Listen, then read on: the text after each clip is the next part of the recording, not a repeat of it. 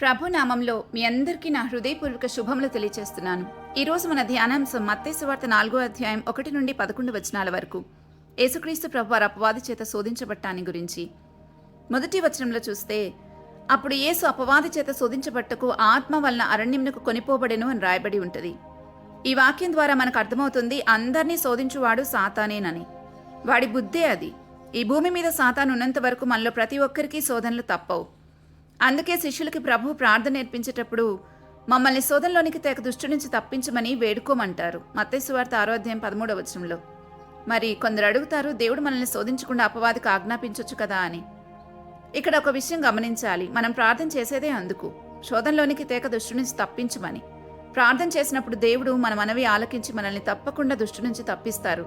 కానీ ఎప్పుడు దుష్టుడు మనల్ని క్లెయిమ్ చేసుకుంటాడంటే మన దగ్గర దురాశలు ఉన్నప్పుడు. ఈ విషయాన్ని యాకోబు తన పత్రికలో రాస్తున్నాడు. యాకోబు పత్రిక 1వ అధ్యాయం 14వ వచనంలో, ప్రతివాడు తన స్వకీయమైన దురాశల చేత ఇవ్వబడి మరలు కొల్పబడిన వాడై శోధింపబడును అని. ముఖ్యంగా ఇటు లోకంలోని పాపం, అటు దేవునిలోని నీతి రెండు కావాలనుకునే స్థిరబుద్ధి లేనటువంటి వారు, రెండు తలంపుల మధ్యలో ఉన్నటువంటి వారు ఎక్కువగా శోధనలకు గురి అవుతూ ఉంటారు. మరి దురాశలు లేని వారిని అపవాది శోధించడా అంటే వారిని కూడా శోధిస్తాడు. కానీ వారి శోధన యందు పడిపోరు, నిలిచి ఉంటారు. వారు శోధనను సహించగలుగుతారు. అతడు శోధనకు నిలిచిన వాడై ప్రభు తను ప్రేమించిన వారికి వాగ్దానం చేసిన జీవ కిరీటం పొందుతారు అని అక్కడే యాకోబు తన పత్రికలో 1వ అధ్యాయం 12వ వచనంలో రాస్తాడు. వీటన్నిటిలో నుండి మనం 3 విషయాలు గ్రహించాలి. మొదటిది, దురాశల నుండి విడుదల పొందుకుంటే, రెండు తలంపులు లేకుండా స్థిరబుద్ధి స్థిరచిత్తం కలిగి ఉంటే చాలా మట్టుకు శోధించబడం. ఇది ప్రార్థనతోనే సాధ్యమవుతుంది. 2, యేసుక్రీస్తు ప్రభులాగా వాక్యమందు నిలిచి ఉంటే ప్రతి పరిస్థితిలో వాక్యంతో సమాధానం చెప్పగలిగితే శోధనలు జయించగలుగుతాం. 3, దేవునికి లోబడి ఉండటమే సాతాన్ని ఎదిరించటమని యాకోబు తన పత్రికలో రాస్తున్నాడు 4వ అధ్యాయం 7వ వచనంలో. కాబట్టి ప్రార్థన, వాక్యము, దేవునికి లోబడి ఉండటం మనల్ని శోధనల నుండి తప్పిస్తుంది. సాతాను ఎవరిని ఏ స్థాయిలో శోధించాలో బాగా తెలిసినవాడు. శరీరాశ, జీవపు డంబం, నేత్రాశను బట్టి ప్రతి ఒక్కరిని శోధిస్తూ ఉంటాడు. ప్రభుని కూడా అలాగే చేయొచ్చు అనుకున్నాడు. ఆకలేసినందున శరీరాశను బట్టి శోధించటానికి వీలుగా ఉన్నారని ఈ రాళ్లను రొట్టెలగునట్లు ఆజ్ఞాపించమన్నాడు. తర్వాత జీవపు డంబానికి సంబంధించిన దానితో నీవు దేవుని కుమారుడివైతే కిందికి దూకన్నాడు. తర్వాత నేత్రాశకు సంబంధించి లోకరాజ్యములన్నిటినీ వాటి మహిమను చూపించి ఇవి నీకు ఇస్తాను, నువ్వు నాకు సాగిలపడితే అన్నాడు. కానీ మన ప్రభు ఎంత మాత్రం శరీరాన్ని అనుసరించి నడుచుకునేవారు కారు గనక ఆయనకు ఆకలేసినప్పుడు కూడా శిష్యులతో అన్నారు, నా తండ్రి చిత్తము చేయడమే నాకు ఆహారము అని. దీనిని బట్టి మనకు అర్థమవుతుంది, ఆత్మకి మొదటి స్థానం ఇచ్చారు అని. అలాగనే ఆయనేమి ఆహారం తీసుకోకుండా లేరు, కానీ మొదట తండ్రి చిత్తము చేసిన ఆ తర్వాత స్థానాన్ని శరీరాకలికి ఇచ్చారు. ఇదే మనం కూడా ఫాలో అవ్వాల్సిన ఆర్డర్, అంటే క్రమం. ముందు శరీరము, తర్వాత ఆత్మ అనుకుంటే దేవుని క్రమంలో లేమని అర్థం. మనం జాగ్రత్తగా గమనిస్తే దీనిలో మన జీవిత సత్యాలు కనబడతాయి. మొదటిది, మనం చాలాసార్లు దేవుని వాక్యాన్ని శరీరాశలు తీర్చుకోవడానికి మాత్రమే వాడుకుంటూ ఉంటాం. అది ఎంత మాత్రం తగదు. ఆయన మాటలు ఆత్మయు జీవమై ఉన్నాయని యోహాను సువార్త 6:63లో రాయబడి ఉంది. రెండవది, చాలామంది జీవపు డంబాన్ని పోషించుకోవడానికి వాక్యాన్ని వాడుకుంటూ ఉంటారు. నేను చెప్పాను, ఈ మాట జరగాల్సిందే అనుకుంటారు. మూడవది, ఇంకా లోకంలో గొప్ప వాటిని బట్టి అతిశయిస్తూ ఉంటారు. సంఘంలో దేవుని చిత్తమా కాదా అని ఆలోచించకుండా ప్రతిదీ మనుషుల మెప్పు కోసం చూస్తారు. స్వలాభం కోసం, అంటే వారి ఆశలు తీర్చుకోవడానికి, వారి ఆహాన్ని తృప్తిపరచుకోవడానికి చాలా పనులను చేస్తూ ఉంటారు. అన్ని విషయాల్లో మనల్ని మనమే పరీక్షించుకోవాలి.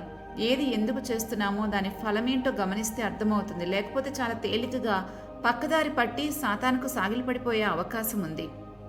ఇక యేసుక్రీస్తు ప్రభువారు చెప్పిన సమాధానాలను ఆలోచిద్దాం. మొదటి సమాధానం, మనుష్యుడు రొట్టె వలన మాత్రం కాదు గాని దేవుని నోటి నుండి వచ్చి ప్రతి మాట వలన జీవించును అని. ఈ మాటలో ఎంతో అర్థం ఉంది. దేవుని మాట మన ఆత్మకు ఆహారం. ఆత్మ బలంగా ఉంటే మనలో జరిగే మార్పులేంటో గమనిద్దాం ఒకసారి. 1, రోమీయులకు రాసిన పత్రిక 10వ అధ్యాయం 17వ వచనంలో చెప్పబడినట్లుగా దేవుని మాట మనకి విశ్వాసాన్ని కలిగిస్తుంది. ఇది మనల్ని దేవునికి ఇష్టలుగా చేస్తుంది. 2, పేతురు రాసిన మొదటి పత్రిక 1వ అధ్యాయం 22వ వచనంలో రాయబడినట్లుగా దేవుని మాట మనల్ని తిరిగి జన్మింపచేస్తుంది. 3, కీర్తన 119, 130లో రాయబడినట్లుగా దేవుని మాట మనకి తెలివినిస్తుంది.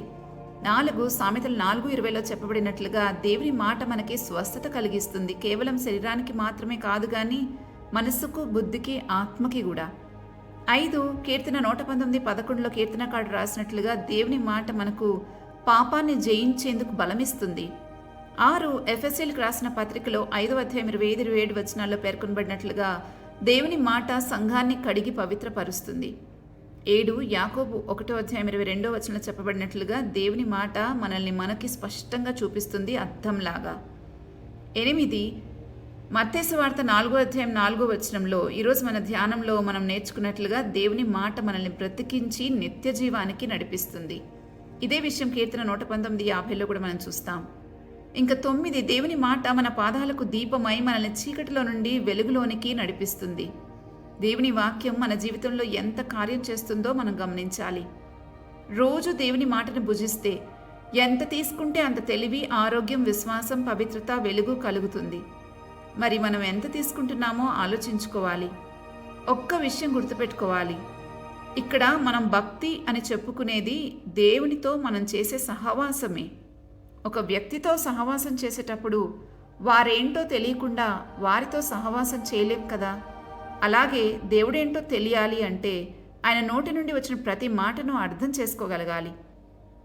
అందుకే అసలు ఆయన ఏం చెప్తున్నది తెలుసుకోవాలి. అప్పుడే దేవుని గురించిన సదాభిప్రాయం మనలో ఉంటుంది. లేకపోతే లోకంలో ఉన్న బోధలన్నిటినీ నమ్మేసి మోసపోతాము. ఆత్మలో బలం శరీరానికి ఎంతో మేలు చేస్తుంది. అందుకే యోహాను సువార్త 6:63లో ఉంటుంది, ఆత్మయే జీవింపచేయనది, శరీరం కేవలం నిష్ప్రయోజనం అని. ఆత్మను నిర్లక్ష్యం చేసిన వాడు శరీరాన్ని కూడా నిర్లక్ష్యం చేసినట్లే.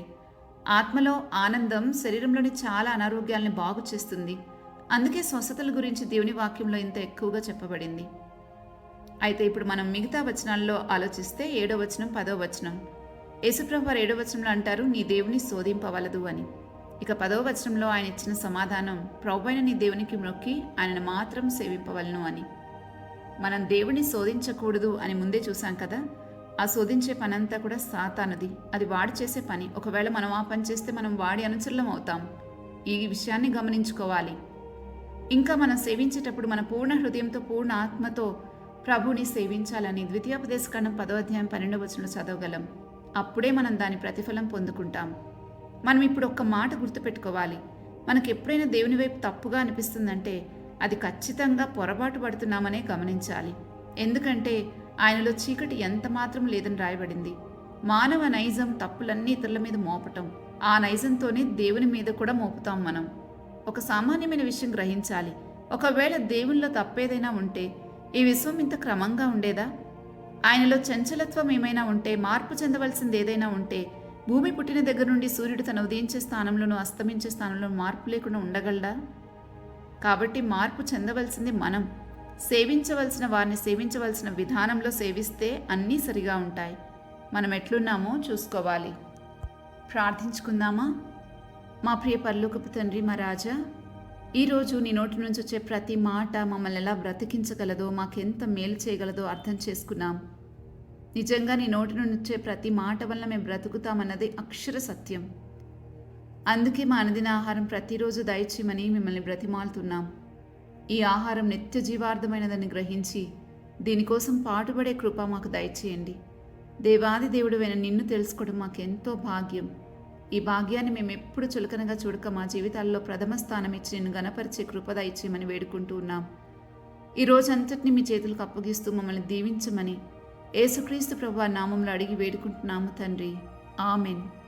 రేపటి ధ్యానంలో మళ్ళా తిరిగి కలుద్దాం.